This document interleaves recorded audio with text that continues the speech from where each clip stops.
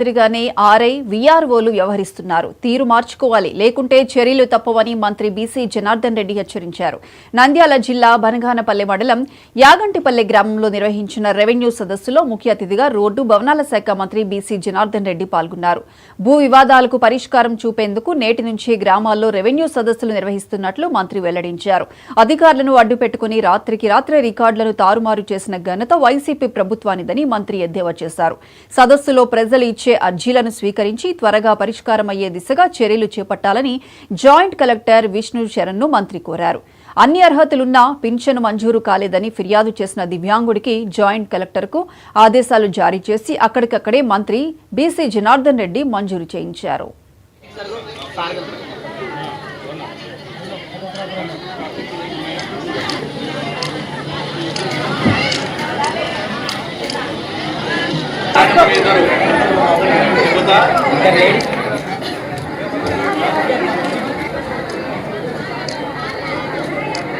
ప్రజలందరూ కూడా తెలుసుకున్నారు.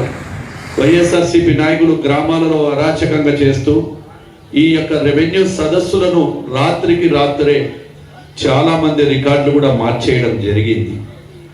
రాత్రి ఒక రికార్డు ఉంటుంది, తెల్లవారి లోపల అక్కడ స్థానికంగా ఉండేటువంటి అధికారులను బెదిరించి కానీ లేకుంటే అక్కడ ఉన్నటువంటి ఆపరేటర్ల సిస్టమ్ కూడా గతంలో ఎన్ని ఎంఆర్ ఆఫీసులు నాకు స్వయంగా తెలుసు.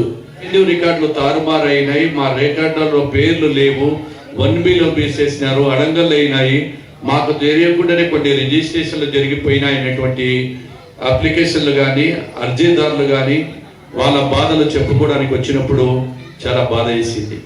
ఇవన్నీ కూడా మా గౌరవ ముఖ్యమంత్రి గారు ఏదైతే ప్రజల వద్దకే ప్రభుత్వాన్ని తీసుకెళ్ళాలి, ఈ రెవెన్యూ రికార్డులలో పేదవాడు అన్ని కులాలకు కానీ పార్టీలకు అతీతంగా మనం అన్యాయం జరిగిన ప్రతి ఒక్కరికి న్యాయం చేయాలనేటువంటి ఉద్దేశంతో